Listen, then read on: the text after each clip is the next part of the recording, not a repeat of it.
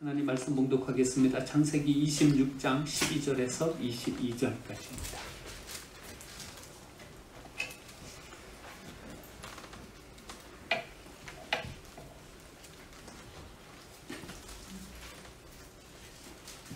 창세기 26장 12절에서 22절까지입니다.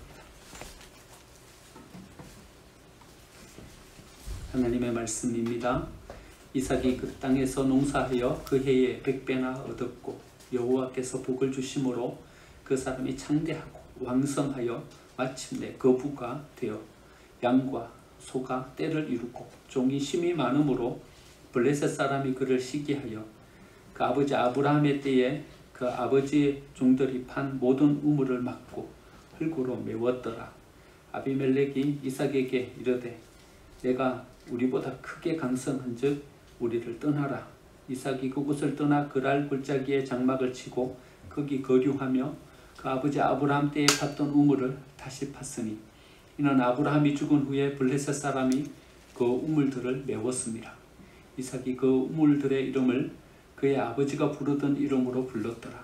이삭의 종들이 골짜기를 파서 샘 근원을 얻었더니 그랄 목자들이 이삭의 목자와 다투어 이르되 이 물은 우리의 것이라 하며 이삭이 그 다툼으로 말미암아 그 우물의 이름을 에색이라 하였으며 또 다른 우물을 팠더니 그들이 또 다툼으로 그 이름을 신나라 하였으며 이삭이 거기서 옮겨 다른 우물을 팠더니 그들이 다투지 아니하였으므로 그 이름을 르호봇이라 하여 이르되 이제는 여호와께서 우리를 위하여 넓게 하셨으니 이 땅에서 우리가 번성하리로다 하였더라. 아멘. 추수 감사주일입니다. 하나님께서 풍성한 은혜를 우리에게 주신 줄 믿습니다. 아멘. 배우 계신 분들과 함께 인사 나누겠습니다. 하나님께서 우리에게 풍성한 은혜를 주셨습니다.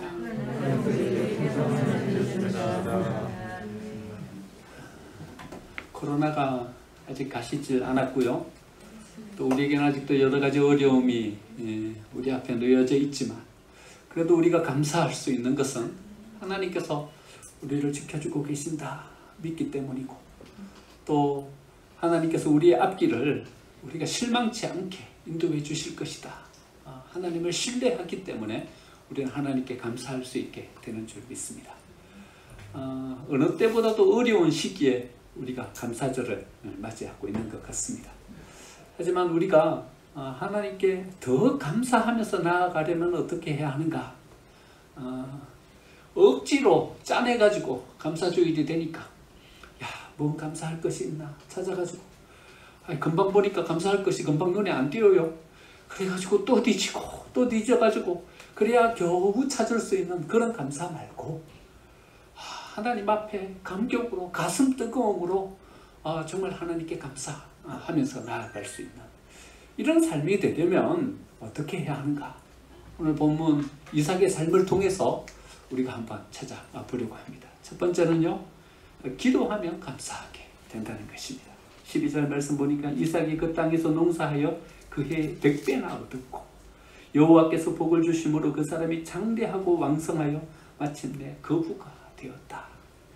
여러분, 이삭이 왜 그랄 땅으로 내려갔습니까? 1절에 보면 나와요. 아브라함 때 첫 흉년이 들었더니 그 땅에 또 흉년이 들매. 또 흉년이 들은 거예요. 이삭이 그랄로 가서 블레셋 왕 아비멜렉에게 이르렀더니 상황이 어려운 거예요. 힘든 상황이 닥쳤어요. 꼭 우리가 지금 겪고 있는 상황 같아요.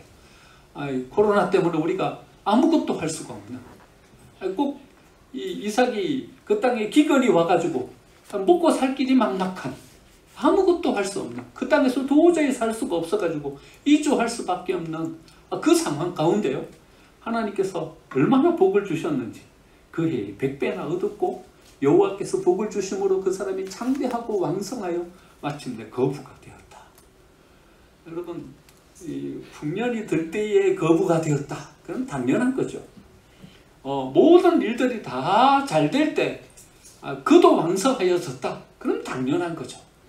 그런데 흉년이 들어가지고 먹을 것이 없는 때에 다른 곳으로 이주하여 살 수밖에 없는 그런 때에 이렇게 되었다면요. 이건 특별한 거예요. 어떻게 이삭은 이런 삶을 살 수 있게 되었는가? 여러분 어쩌면 당연한 대답 같지만 뻔한 대답으로 대답할 수밖에 없는 것이지만 이삭의 삶의 기초가 기도하는 삶이었기 때문에 하나님께로부터 이런 복과 은혜를 가장 누리게 되었다는 것입니다. 여러분 이삭은 아버지 아브라함과 어머니 사라로부터요 하나님의 은혜가 무엇인지를 배운 사람이에요. 아버지 아브라함이 이삭을 키우면서 계속 이런 얘기를 했을 거예요. 우리는 원래 저쪽 갈대아에 살던 사람이다. 우르, 바벨론 거기 세워졌던 그 지역이죠. 거기 살던 사람이다. 그런데 하나님이 이 땅을 떠나라 해서 떠났다. 그리고 이 먼 곳까지 와서 가나안에 정착해서 이렇게 우리의 삶이 든든하게 세워졌다. 이게 뭐 때문이냐? 하나님이 우리에게 은혜를 주셨기 때문에 그렇다. 호롤단신 아무것도 없이 이 땅으로 왔는데 하나님께서 은혜를 주셔서 우리의 삶을 이렇게 부하게 만들어 주셨다. 이삭의 삶은 어떤 삶이었냐 하면요, 아버지 아브라함으로부터 하나님의 은혜가 뭔지를 알게 교육받은 그런 삶이었다는 것입니다. 이삭을 보면서 아버지 아브라함이 계속 이렇게 이야기하는 것입니다. 내가 100세에 너를 낳았다. 너희 어머니가 91세에 너를 낳았다. 너는 어떤 삶인가 하면 하나님의 은혜가 무엇인지를 너의 삶 그거에 증명해 주는 거다.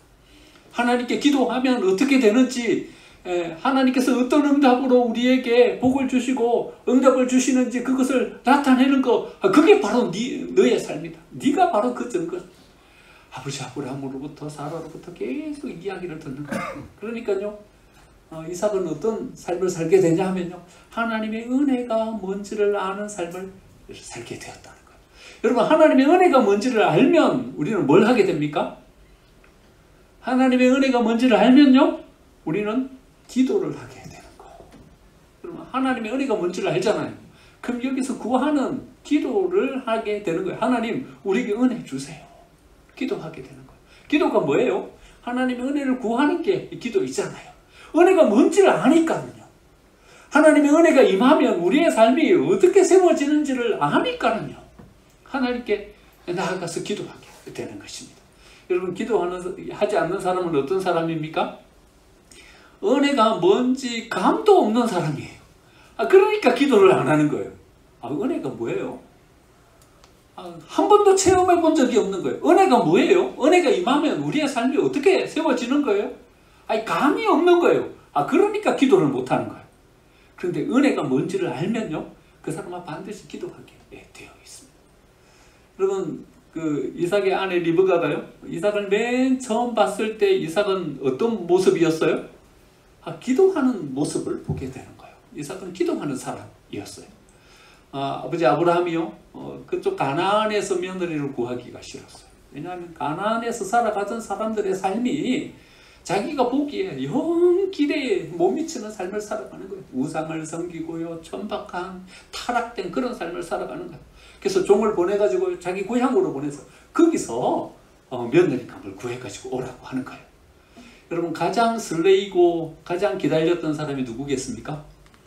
이삭일 거예요. 장성했어요. 장가를 가는데요, 이제 어떤 신부감을 구해가지고 올지 계속 기다리는 거예요. 기대가 되는 거예요. 그런데요, 기대하면서 기다리면서 이삭은 뭘 했냐 하면요, 기도했어요. 24장 63절 보니까요, 이삭이 저물 때 들에 나가 묵상하다가 눈을 들어 봄에 낙타들이 오는지라. 그리고는 리브가가 묻죠. 그 종에게, 저 사람이 누굽니까? 그의 신랑감이다. 그런데 리브가가 맨 처음 본 이삭은 어떤 사람이었습니까?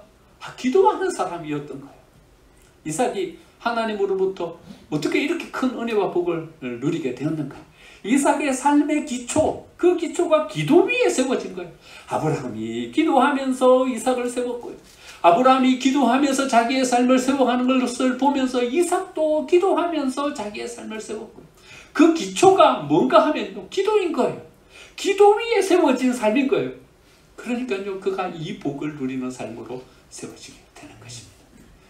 또 기도가 왜 우리에게 복이 되는가 하면요, 기도는요, 우리의 인생이 설득되는 시간이기 때문에 기도가 우리의 인생의 복이 되는 거예요. 2절에서요, 하나님이 이렇게 말씀하셔요. 우리가 읽지는 않았지만 여호와께서 이삭에게 나타나 이르시되 애굽으로 내려가지 말고 내가 내게 지시하는 땅에 거주하라. 그러니까 2절을 자세히 읽어보면 이삭은 어디로 가려고 했어요? 애굽으로 가려고 했다는 거예요. 기근이 너무 많이 들어가지고 도저히 살 수가 없으니까. 애굽에는 그 나일강에 풍성함이 있는 거예요. 기근이 들어도 나일강은 안 마르는 거예요. 그러니까 거기 가면 먹을 곡식이 있는 거예요. 그래서 애굽으로 내려가려고 했어요. 근데 하나님은 뭐라고 말씀하세요? 애굽으로 내려가지 말아라. 애굽으로 내려가지 말아라. 이래 말씀하십니다. 애굽으로 가야 거기 양식이 있어요. 지금 다른 땅은 다 기근이 들어가지고 흉년이 들어가고 먹을 것이 없어요. 거기 가야 곡식을 얻을 수 있어요. 애굽으로 내려가려고 했는데 하나님 뭐라 말씀하시냐면요, 애굽으로 내려가지 말아라. 이래 말씀하시는 거예요. 하나님과 함께 대화했다는 것은 이게 뭘 하고 있었다는 거예요? 기도하고 있었다는 거예요. 기도하는 시간은 어떤 시간이에요? 하나님의 말씀에 내가 설득당하는 시간이에요.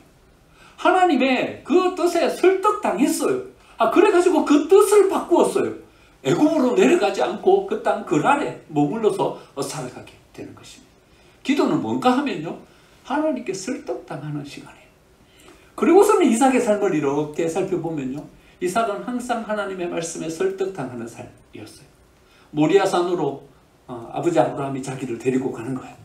데리고 가는데 재물을 태울 나무도 자기 등짐에 지고 불씨도 자기가 들고 가는데 아무리 찾아봐도 재물이 없는 거예요. 아버지한테 가면서 물었어요. 재물은 어디 있어요? 하나님이 준비하실 거야. 잔소리 말고 따라와. 그래 철석같이 믿고 따라갔어요. 따라갔더니 산 위의 정상에 도착하니까 이러는 거예요. 네가 재물이다. 이러는 거예요. 여러분 이삭의 마음이 어땠을까요? 아빠한테 완전 속았다. 이런 마음이 들지 않았겠어요? 하나님이 다 알아서 준비한다고 그래놓고는 아브라함이 하는 말이 네가 재물이다. 이러니까요. 그런데 이삭이 어째요? 등짐을 지고 갈 정도 되니까 이제는요 10대 아무리 어려도 10대 중반은 되는 나이인 거예요. 뿌리치고 도망갈 수 있어요. 아브라함의 나이가 100세가 넘었어요. 이삭이 10대 중반이면요 아브라함은요 110몇 살인 거예요. 못 이기겠습니까? 충분히 이기고도 남죠. 아브라함은 등짐을 지고 갈 만한 기력도 없는 거예요. 그래서 아들 이삭에게 등짐을 지고 가게 하는 거예요. 여러분 아들을 번제로 드리려고 하는 아브라함이 그 아들한테 등짐을 지고 가게 하겠습니까? 만약에 자기가 질 기력이 있으면 자기가 지고 가죠. 이제 마지막 죽을 그 길을 가는 아들한테 뭔가를 지고 가게 하겠습니까? 그러니까 아브라함은요 이 나무를 지고 갈 기력도 없는 거예요. 이삭이 이겨 먹으려 했으면요 이겨 먹고도 남았어요. 그런데요 아브라함이 네가 재물이다. 하나님이 널 원하신다 하니까는요 그 말씀에 설득이 되는 거예요. 누가 죽고 싶겠습니까? 그럼 세상에 죽고 싶은 사람이 어디 있습니까? 이제 10대인데 이제 자기 인생을 막 펼쳐가고 싶은데 꿈도 있고 비전도 있고 아버지 아브라함이 모아놓은 재산도 있고 종도 많고 이제 내가 여기서 내 인생을 어떻게 펼쳐갈까 자기의 인생을 꿈꾸는 나이인데 말이죠. 죽어야 된대요. 그런데요 이 말씀에 설득되는 인생이에요. 자기의 꿈이 있고 자기의 비전이 있고 자기의 생각이 있지만요 하나님께서 너를 제물로 원하신다 하니까 그 말씀에 설득되는 인생인 거예요. 여러분 기도는 뭐냐 하면요 하나님께 설득되는 시간이에요. 내 길이 있고 내 생각이 있고 내 판단이 있어도 하나님이 우리에게 제시해 주시는 그 길을 향해서 나아갈 수 있는 그 선택을 하는 시간, 그 시간이 바로 기도의 시간인 것입니다.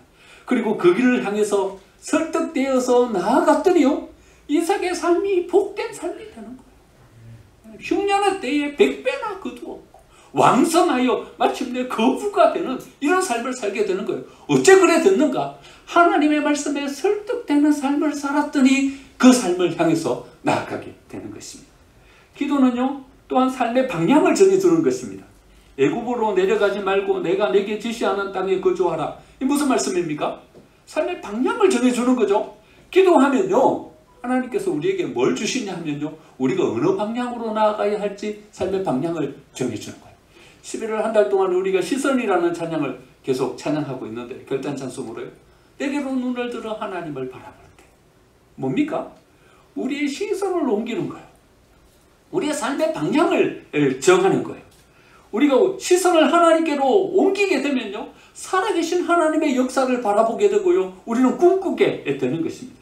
우리의 삶이 하나님의 역사가 되고요, 하나님께서 마침내 우리 속에서 일하기 시작하시는 그 역사를 우리가 체험하게 되는 것입니다. 세상은요, 위치를 보고 평가해요. 몇 등이냐? 위치를 보고 평가해요. 얼마나 높으냐? 팀장이냐? 부장이냐? 위치를 보고 평가해요. 몇 급이냐? 위치를 보고 평가해요. 야, 잘 살았네. 위치를 보고 평가하는 것이 세상이에요. 그런데 하나님은요, 위치를 보지 않고 뭘 보시냐 하면요, 방향을 보세요. 하나님의 복은요, 위치에 따라서 임하는 것이 아니라요, 방향을 따라서 하나님의 복이 임하는 거예요. 기도하면요, 하나님께서 우리가 뭘 알려주시냐 하면요, 방향을 알려주셔요. 하나님 우리에게 위치를 정해주지 않으셔요. 방향을 향해서 나아가면요, 위치는 자동으로 우리에게 주어지는 거예요. 위치를 얻으려고 하면요, 우리는 위치 그것밖에 못 얻어요. 하지만 방향을 쫓아서 나아가면요, 우리가 위치도 얻을 수 있을 뿐만 아니라요, 하나님께로부터 주어지는 복과 은혜도 누리는 그런 삶을 우리가 살아갈 수 있게 되는 것입니다. 이삭과 블레셋, 여러분 두 집단을 비교해 보면요, 블레셋은요 이미 국가예요. 왕이 있었죠. 아벨멜렉이라는. 그 국가의 조직을 이미 갖추고 있었어요. 이삭은 뭐예요? 부족장이에요. 족장이에요. 아직요, 나라는 고사하고요, 하나의 족장에 불과한 그런 존재였어요. 여러분, 블레셋은요, 모든 면에서 앞선 문명을 가지고 있었어요. 이미 사무엘서를 읽어보면요, 그때의 철기 문명을 블레셋은 가지고 있었어요. 아직도 그 다윗과 그 당시에 이스라엘은 청동기 문명이에요. 쇠를 다룰 수 있는 능력이 없어요. 그런데 블레셋은요, 이미 앞선 문명을 가지고 있는 그런 나라였어요. 그러니까 비교하면요, 위치를 비교하면, 여러분, 블레셋과 이삭은 비교할 수 없는 위치예요. 이삭은 저 아래 있고요, 블레셋은 훨씬 더 높은 위치에 있어요. 그런데 여러분, 오늘 성경은 뭘 우리에게 말씀해 주고 있습니까? 블레셋은요, 해도 안 돼요. 뭘 해도 안 돼요.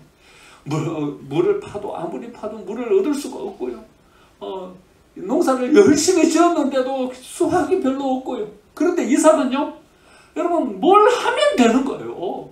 농사를 지었더니 100배를 수확하게 되고요, 땅을 파면 그것이 샘이 돼갖고 거기에 물이 솟아나고요. 여러분, 하나님의 복이 어디로 임해요? 위치로 임해요? 자리로 임해요? 그렇지 않아요. 하나님의 복은요, 방향을 향해서 임하는 거예요. 그래서 우리가요, 어느 방향으로 나아가는가, 이게 중요한 거예요.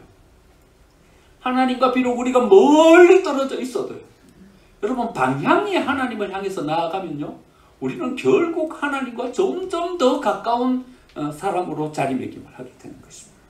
하지만 하나님과 가까이 있어도요, 우리의 방향이 엉뚱한 데로 향하고 있으면요, 뭘 하면 할수록 멀어지는 거예요. 여러분, 위치보다 더 중요한 것은요, 어느 방향을 향해서 나아가는가 하는 것이 중요한 거예요. 여러분, 기도했더니 하나님께서 뭘 알려주시는 거예요? 방향을 알려주시는 거예요. 애굽으로 내려가지 말아라. 여기에 거해라. 하나님께서 우리가 거해야 될 방향을 알려주시는 것입니다. 이삭이 복받은 이유는 그가 하나님을 향해 있었기 때문에 더 주어지는 모든 복을 받아 누릴 수 있게 되는 것입니다. 엎어진 그릇은요, 폭우가 쏟아져도요, 그 그릇 안에 한 방울의 물도 담기지 않습니다. 하지만 그 방향이 하늘을 향해 놓여져 있으면요, 한 방울의 비가 내리지 않아도요, 아침이면 이슬이 거기에 맺히게 되는 것입니다. 방향이 중요해요. 방향이 중요해요. 하나님의 복은요, 위치를 따라서 임하는 것이 아니라 방향을 따라서 임하는 것입니다.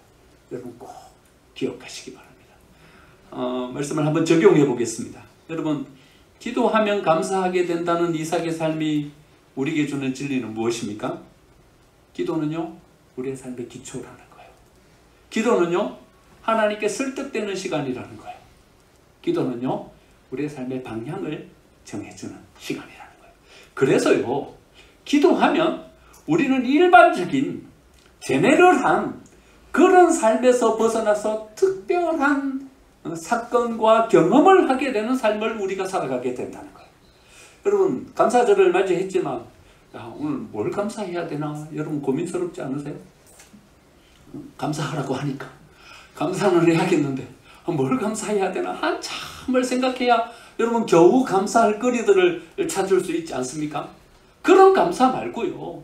여러분 감사하라고 이야기하지 않아도 내가 마음 가운데 벅찬 감동으로 하나님 감사합니다 하면서 나올 수 있게 되는 것은요, 일반적인 제너럴한 그런 삶이 아니라 특별한 은혜가 주어지는 그런 삶을 살아갈 때 우리는 하나님께 감격하면서 나아갈 수 있게 되는 것입니다.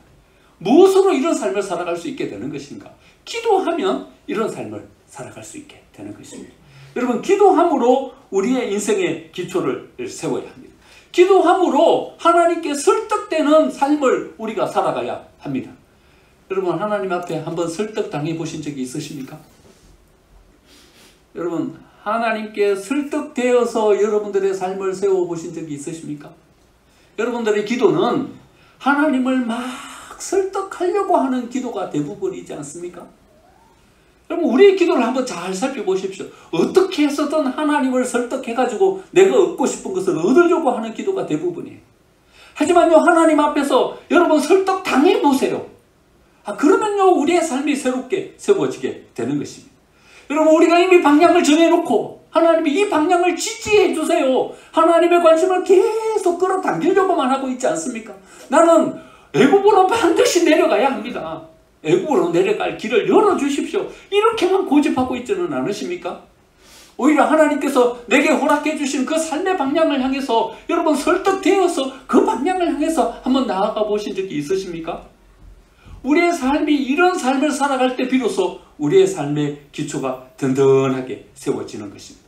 제너럴한 삶이 아니라 스페셜한 특별한 은혜가 임하는 그런 삶을 우리가 살아가게 되는 것입니다. 우리는 기도로 우리 자녀들의 인생의 기초를 놓아야 합니다. 아브라함은 이삭을 어떻게 키웠냐 하면요, 기도함으로 이삭의 삶의 기초를 놓았어요. 그랬더니요, 이삭 또한 기도하면서 자기의 인생의 삶의 기초를 놓아가는 것입니다. 이삭의 삶이 잔잔한 삶인 것은요, 이삭의 삶이 은혜와 축복의 삶 속에 그의 삶을 세워가게 된 것은요, 아브라함이 기도하는 사람이었고 이삭 또한 기도하는 사람이었기 때문에 그러한 것입니다.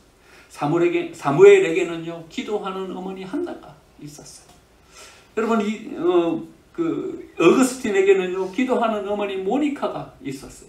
무디 목사님에게는요, 기도하는 어머니 같은 주일학교 교사인 킴볼이 있었어요. 여러분, 누구든요, 한번 세상에서 뛰어난 신앙과 뛰어난 능력을 가지고 세상 앞에 세워진 사람들을 이렇게 세워보세요. 이렇게 그 사람을 끌어당기면요, 그 뒤에 하나 끌려오는 게 또 있어요. 그건 뭐냐 하면요, 그 뒤에 기도하는 부모님이 있다는 것을 우리는 발견하게 돼요. 여러분, 아브라함과 이삭의 삶을 보면서 우리가 한번 도전받아야 할 것은요, 우리는 우리의 자녀들을 기도함으로 키워가고 있는가 하는 것을 한번 생각해 볼 필요가 있는 것입니다. 우리의 자녀들의 삶의 기초는 기도입니까? 우리는 우리 자녀들의 삶의 기초를 돈으로 혹시 기초를 놓으려고 하고 있지는 않습니까? 어떤 스펙으로 우리의 자녀들의 기초를 놓으려고 하고 있지는 않습니까? 그러나 성경은요, 제일 든든한 우리의 삶의 기초는 기도다, 이렇게 이야기해 주고 있는 것입니다. 여러분, 우리의 자녀들을 위해서 우리는 기도해야 합니다. 만약에 우리가 우리의 자녀들을 위해서 기도하고 있지 않다면요, 우리 자녀들에게 뭐라 그럴 자격이 없는 거예요. 여러분, 우리는 큰 소리 치면서 우리 자녀들에게 뭐라고 훈계하고 막 때로는 혼을 내기도 하고 그러지 않습니까? 여러분, 기도하고 있지 않다면 그래 하지 마십시오. 여러분, 기도하지도 않는 부모님이 우리 자녀들에게 뭔 얘기를 할 수 있는 것입니까? 적어도 우리가 자녀들을 위해서 기도하고 있을 때 비로소 우리는 자녀들에게 뭔가를 요구할 수 있게 되는 것입니다. 우리 자녀들의 삶의 기초, 기도로 든든하게 세워가십시오. 그러면 우리의 자녀들이 되는 것입니다. 여러분, 기도를 통해서 또한 인물도 세워가야 합니다. 요즘은 똑똑한 사람들은 참 많은데요, 인물은 없어요. 여러분, 그렇죠? 뭘 잘하는 사람들은 많아요. 우리 다음 세대 청년들을 보면요, 얼마나 똑똑한지요. 그런데요, 어딜 가도 못 버텨요. 버텨내지를 못해요. 깊이가 없어요. 똑똑하긴 한데 인물이 없어요. 여러분, 교회를 봐도요, 노회에 가보면요, 똑똑한 장로님들, 똑똑한 목사님들이 얼마나 많은지요. 근데 교회는 왜 이 모양이에요? 인물이 없어요. 여러분, 인물은 뭘로 키워가는 것인가 하면요, 기도로 인물을 키워가는 것입니다. 교회가 세워진다는 것은 뭘 의미합니까? 여러분, 교회가 세워진다는 게 어떤 거죠? 인물이 세워지는 거죠. 인물이 세워지는 거죠. 교회가 부흥한다는 것은 뭘 의미합니까? 거기에 굵직굵직한 인물들이 있는 거죠. 우리가 무언가를 기대하며 꿈꾼다는 것은 뭘 의미합니까? 뒤돌아보면 우리의 다음 세대들이 든든한 거죠. 믿을 만한 다음 세대들이 있는 거죠. 여러분, 인물은 어떻게 키워갑니까? 기도함으로 키워가는 것입니다. 그럼 우리가 이렇게 세워지게 된 우리 이전 세대를 바라보면요, 여러분, 우리 이전 세대, 우리 할머니들, 우리 할아버지들이요, 여러분, 우리를 키워가기 위해서 얼마나 기도하셨습니까? 그네들은요, 우리한테 줄 것이 별로 없었어요. 물질도 줄 것이 없었고, 지식도 줄 것이 없었고. 그러니까요, 맨 하나님을 붙잡고 기도했어요. 기도했더니요, 한경직 목사님 같은 분이 세워졌고요, 굵직굵직한 인물들이 세워졌어요. 근데 우리는요, 돈이 있으니까 돈으로 하려고 해요. 이제 우리가 좀 배워가지고 지식이 있으니까요, 지식으로 하려고 해요. 그러니까요, 똑똑한 아이들은 만들어내는데, 인물은 못 만들어내는 거예요. 그럼 기도할 때 비로소 우리는 인물을 만들어낼 수 있게 되는 것입니다. 우리가 하나님 앞에 나와서 눈물을 흘리면서 기도하는 그 기도가 여러분, 우리의 자녀들의, 우리의 교회의 인물들의 기초가 되는 것입니다. 우리의 교회의 바닥이 눈물로 곳곳이 얼룩질 때요, 우리가 기도하면서 흘린 눈물이 그 바닥에 흘러서 그 바닥이 눈물로 얼룩질 때, 그 얼룩진 눈물이 기초가 되어서 하나님의 교회가 서는 것입니다. 여러분, 우리 교회에 인물이 세워지고 우리 교회를 짊어지고 갈 기둥 같은 사람들이 세워지게 되는 것은 누군가 여기에서 하나님 이 교회를 지켜달라고, 우리 교회에 하나님의 사람들을 세워달라고 눈물을 흘리면서 기도하는 그 눈물이 곳곳에서 흘려질 때 비로소 그 눈물의 기초 위에 하나님의 교회가 세워지게 되는 줄 믿습니다. 기도하면요, 일반적인 제너럴한 그런 삶이 아니라 하나님께서 우리에게 스페셜한 특별한 은혜를 허락해 주십니다. 그래서 기도하면요, 우리는 하나님 앞에 감사하면서 감격하면서 나아갈 수 있게 되는 것입니다. 두 번째로 이삭은요, 부분의 함정에서 벗어났기 때문에 하나님께 감사할 수 있게 되었습니다.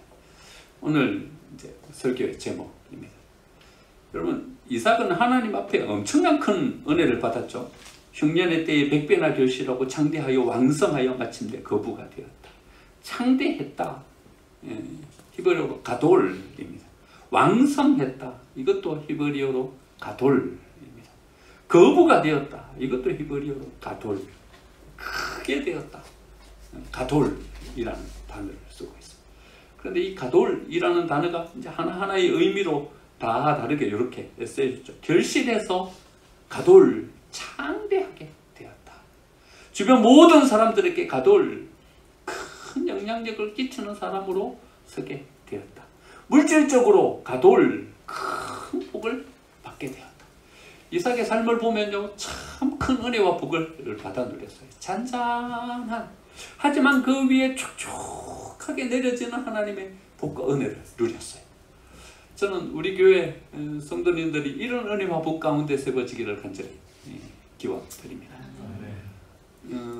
바울 같은 삶도 필요해요. 고난 많고 어렵지만 또 뭔가를 열어가고 돌파구를 가지고 고난 가운데 뭔가를 세워가는 이런 삶도 필요해요. 야곱과 같은 삶도 필요해요. 고난스러웠지만 이름을 이스라엘이라고 세워, 그리고 12지파의 근원이 이런 삶도 필요해요. 그런데 우리가 다 그렇게 살아갈 필요는 없다고 생각해요. 하나님께서 우리의 삶을 그렇게 이끈다면 우리 또한 그렇게 또 기꺼이 순종하면서 나아가서 그런 삶을 세워가야겠지만 말입니다. 하나님께서 또 은혜를 주신다면 이삭과 같은 삶도 복되다 생각합니다. 그저 잔잔한 가운데 하나님께서 촉촉하게 우리의 삶 가운데 내려주시는 이런 은혜의 삶, 이 삶이 참 복된 삶인 것입니다. 참 복과 은혜를 누린 인생이다 생각해 보게 되는 것이죠. 뿐만 아니라 이 이삭은요, 파는 곳마다 우물이 나왔어요. 여러분, 왜 흉년이 들었어요? 물이 없어서 흉년인 거예요. 비가 안 오니까. 물을 어디서 구할 수가 없는 거예요. 그래서 6년이 된 거예요. 그런데 이 이삭은요, 가서 파면 거기에 물이 나와요. 여러분, 얼마나 복된 삶입니까? 뭘 해도 되는 거예요. 여러분, 어떤 사람은 뭘 해도 안 되는 사람이 있어요. 그렇죠? 이걸 시도해도 안 되고 저걸 시도해도 안 되고. 그런데 어떤 사람은요, 뭘 하면 되는 사람이 있어요. 뭘 해도 되는 거예요. 그 흉년의 때에 말이죠. 이 거랄 목자들은 이 우물을 얻으려고 땅을 안 파봤겠습니까? 자기네들도 땅을 막 파봤지 않겠습니까? 그런데 파도 안 나오는 거예요, 물이. 그런데 이삭은요, 파면 물이 나오는 거예요. 뭘 해도 되는 이런 삶을 살아가게 되는 거죠. 이삭은요, 하나님으로부터 많은 복과 은혜를 누렸어요. 누구도 부인할 수 없는. 이삭 하면 정말 큰 은혜와 복을 누린 사람이다. 모든 사람들이 동의할 만한 그런 삶을 살았죠. 그런데요, 이삭의 삶에도 어려움이 있었어요. 말씀을 보니까요, 블레셋 사람들이 이삭을 시기하여 우물을 흙으로 막아버렸죠. 우물을 파면 이것은 우리 것이다 하면서 빼앗아 버렸죠. 그리고는 나중에는요, 아비멜렉이 이 땅에서 나가라 하면서 쫓아내버렸어요. 여러분, 이삭에게도 어려움이 안 닥친 건 아니었죠. 이런 어려움이 닥쳤어요. 그런데요, 여러분, 우리가 이삭의 삶을 바라보면서 여기에서 우리가 한번 생각해 볼 수 있는 중요한 통찰이 하나 있는 거예요. 그건 뭐냐 하면요, 우리가 광야를 경험하고 어려움을 겪을 때 조심해야 할 것을 여기서 발견하는 거예요. 그건 뭐냐 하면요, 부분의 함정에 빠져서 전체를 놓치면 안 된다는 거예요. 이삭의 삶은 어떤 삶이에요? 복된 삶이에요. 여러분, 이삭의 삶이 복된 삶이 아니라고 누가 이야기하겠습니까? 그런데요, 그랄 목자들한테 우물을 빼앗긴 거예요. 그 땅에서 쫓겨난 거예요. 이거는 이삭의 삶에서 어떤 부분이에요? 아주 일부분에 불과한 거예요. 아주 작은 이 고난에 불과한 거예요. 그런데요, 우리는 어느 함정에 빠지게 되냐 하면요, 이 부분의 함정에 빠져버리는 거예요. 쫓겨났다는 거예요. 내가 판 우물을 빼앗겼다는 거예요. 이 사람들이 나를 시기하는 사람들이 여기 있다는 거예요. 부분의 함정에 빠져가지고요, 하나님께서 그에게 얼마나 큰 복과 은혜를 주고 계시는지를 잊어버리면 안 된다는 거예요. 여러분, 우리는 허다하게 어떤 함정에 빠지냐 하면요, 이 함정에 빠지는 거예요. 우리는 복된 삶을 살아가고 있어요. 우리만큼 복받은 사람이 어디 있습니까? 우리만큼 복된 인생을 살아가고 있는 사람이 어디 있습니까? 그런데 작은 올무에 걸려서 넘어졌어요. 그런데 우리가 가고 있는 이 진리와 복된 길이라는 것은 보지 못하고요, 올무에 걸려 넘어진 그 올무만 바라보면서 원망을 하고 있는 거예요. 이 올무 때문에 내가 넘어졌다는 거예요. 이 작은 시험 때문에 내가 힘들다는 거예요. 내가 얼마나 큰 복을 받고 얼마나 복된 인생을 살아가고 있는지는 까마득하게 놓쳐버리고 말입니다. 여러분, 예수님이 광야에서 시험을 받으셨죠. 40일 금식을 하고 난 다음에 사단이 와갖고는 이렇게 이야기해요. 돌을 떡으로 만들어 먹으라고. 여러분, 돌을 떡으로 만들어 먹으라는 이 시험이 어떤 시험입니까? 이 관점에서 이 시험을 바라보면 이런 시험인 거예요. 지금은요, 떡이 그 예수님의 인생에 있어서는 전부처럼 보이는 거예요. 40일 동안 금식을 하셨어요. 여러분, 금식 해보신 분들은 아시죠? 하루 이틀 금식하고 나면요, 세상의 모든 음식의 냄새가 내 코로 다 들어가요. 이 식욕의 어떤 이 욕구라는 것이 얼마나 큰지요. 제가 한 번은요, 금식을 하다가 금식을 못한 적이 있어요. 기도원에 가가지고 금식을 하고 있는데요, 저쪽 동해 기도원이었던 것 같아요. 조그마한 기도원이. 그 기도원 원장님이 그 밖에 있는 그 감나무를 이렇게 잘라가지고 감을 이렇게 잘 다듬어갖고 그 밖에다 걸어놓은 거예요. 금식을 하는데요, 그게 얼마나 시험이. 제가 솔직한 여러분들에게 고백이에요. 제가 금식 이틀 하고 난 다음에 그 감을 그냥 따먹어버렸어요. 여러분, 식욕의 어떤 욕구라는 것이 얼마나 큰 것인지요. 정말 큰 거예요. 배고픔의 그 욕구를요, 이기기가 정말 힘이 들어요. 그때 한참 젊었을 때니까, 20대 후반 그쯤 됐으니까. 예수님이 40일 금식하셨어요. 여러분, 돌을 떡으로 만들어 먹으라. 40일 금식하고 난 사람에게 떡은요, 그 인생의 전부예요. 전부. 그렇게 느껴지지 않았겠어요? 인생의 전부. 이 사단의 시험이 어떤 시험입니까? 배고픔이라는 것은요, 예수님의 인생에 있어서 아주 일부분에 불과한 거예요. 그렇죠? 여러분, 예수님이 이 땅에 오셔갖고 이루어 놓으신 십자가의 사역과 전 인류를 구원하시는 사역과 병자를 치유하고 말씀으로 이 세상의 모든 사람들에게 말씀을 주시고 예수님의 인생의 그 삶의 공생의 사역을 바라보면요, 여러분, 배고픔이라는 게 예수님의 인생에 뭐 갖다 붙일 만한 것이나 됩니까? 그런데요, 사탄은 이 부분을요 전체로 만들어버려요. 돌을 떡으로 만들어버려요. 예수님의 인생에요, 이것이 전부인 것처럼 느껴지게 만들어버리는 거예요. 예수님은 어떻게 물리치십니까? 사람이 떡으로만 사는 것이 아니다. 이 말씀이 어떤 말씀이십니까? 부분에 불과한 것이다. 그것은 내 삶의 전부가 아니다. 그 시험을 물리치지 않습니까? 여러분, 부분의 함정에 빠지지 마세요. 부분의 함정에 빠지지 마세요. 여러분, 삶을 살아가다 보면 어려움도 생기는 거죠. 그렇다고 우리의 인생이 저주의 인생입니까? 삶을 살아가다 보면 걸려 넘어질 수도 있는 거죠. 그렇다고 우리의 인생이 실패자입니까? 여러분, 부분의 함정에 빠지지 마세요. 하나님은요, 우리에게 복을 주고 계시고요, 우리는 복된 삶을 지금 살아가고 있는 인생인 것입니다. 부분의 함정에 빠지면요, 우리는 감사할 수가 없는 거예요. 그날의 목자들이 시기하면서 나온 이것 때문에 하나님께서 흉년의 때에 100배나 우리에게 허락해 주신 이 감사를 놓쳐버리겠습니까? 창대하게 만들어 주셔서 마침내 거부가 되게 해주신 이 은혜를 놓쳐버리겠습니까? 우물 몇 개 빼앗겼다고요? 여러분, 부분의 함정에 빠지면 우리는 하나님께서 주신 은혜를 놓쳐버리게 되는 것입니다. 여러분, 부분의 함정에서 벗어나야 감사하게 된다. 이 묵상이 주는 하나님의 진리는 무엇입니까? 사단은요, 우리를 부분의 함정에 묶어놓고서는 하나님이 주신 은혜를 놓쳐버리게 하는 시험꾼이라는 것입니다. 이것을 꼭 기억해야 합니다. 우리의 삶 가운데 한번 적용해 보면요, 여러분, 부분을 보지 말고 전체를 보는 눈을 가져야 합니다. 이게 바로 우리가 가져야 될 신앙의 목표인 것입니다. 함께하는 가족들과 동료들을 보면서요, 부분의 함정에 빠지지 마십시오. 여러분, 여러분들의 남편, 여러분들의 아내가 여러분들을 위해서 해준 것이 얼마나 크고 얼마나 귀한 것입니까? 한번 마음 소원하게 했다고 여러분 그 부분의 함정에 빠져서 원망하는 자로 쓰지 마십시오. 여러분들의 부모가 여러분들을 키워내기 위해서 얼마나 많은 희생과 얼마나 많은 봉사의 손길을 통해서 우리를 길러냈습니까? 한번 마음 소원하게 한 그 함정에 빠져서 부모를 원수처럼 그렇게 지내시면 안 되는 것입니다. 함께 자라온 형제들, 여러분, 그 형제들보다 귀한 사람이 어디 있습니까? 한 번 마음 상했다고 그 부분의 함정에 빠져가지고 형제가 원수처럼 지내는 가정들이 얼마나 많습니까? 하나님께서 한 교회 공동체 속에 우리를 묶어 주셨습니다. 여러분, 맨날 좋은 일만 있을 수 있겠습니까?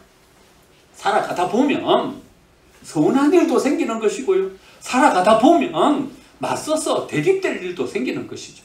하지만 그 부분의 함정에 빠져서 한 형제됨의 이 귀한 하나님께서 맺어주신 이 의를 놓쳐버리겠습니까?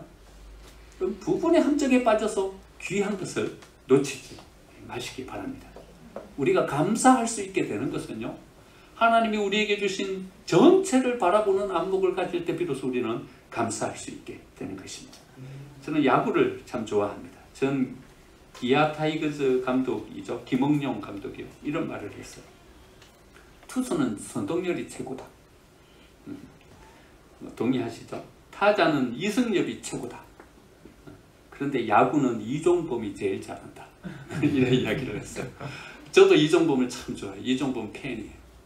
제가 키운 히어로즈의 팬인 것은요, 이정우가 거기 있기 때문에 키운 히어로즈를 전 응원해요. 저는 이 김응용 감독의 이야기가 참 기억에 남아요. 선동열이 최고의 투수다. 여러분, 유명세가 있는 거죠. 타자 이승엽이 최고다. 유명세가 있는 거죠, 사람들 앞에. 그런데 이종범은요, 사람들이 잘 몰라요. 물론 이제 팬들은 잘 알지만, 하지만요, 김응용 감독의 눈에는요, 야구는 누가 제일 잘하는 사람인가 하면 이종범이 야구는 제일 잘하는 사람. 저는요, 이 말을 이렇게 받아들였어요. 우리의 신앙이라는 것이 어떤 뭔가 빛나는 사람들 앞에 반짝하는 그게 진짜 우리의 신앙이 아니라 우리의 내 속에 잘 다져진 실력. 저는 신앙도 실력이 있다고 생각해요. 실력이 있는 신앙, 그것이 진짜 신앙인 거예요. 여러분, 밖으로 드러나는 화려함이 우리의 신앙이에요. 뭔가 사람들 앞에 내세울 만한 뭔가가 있어야 우리의 신앙이 멋져요. 아니요. 이종범처럼요. 속에 잘 다져진 이 내실 있는 신앙이 있을 때 비로소 우리는 하나님 앞에 감사할 수 있게 되는 것입니다. 여러분, 너무 얕아서는 안 돼요. 깊이가 있어야 돼요. 그래야 감사할 수 있게 되는 것입니다. 너무 가벼워서는 안 돼요, 여러분. 무게가 있어야 돼요. 그래야 감사할 수 있게 되는 것입니다. 신앙의 실력이란 이런 것입니다. 주님 안에서 우리 실력 있는 신앙 가지고 하나님께 감사할 수 있는 복된 신앙 세워가는 저와 여러분의 삶이 되시기를 축원드립니다.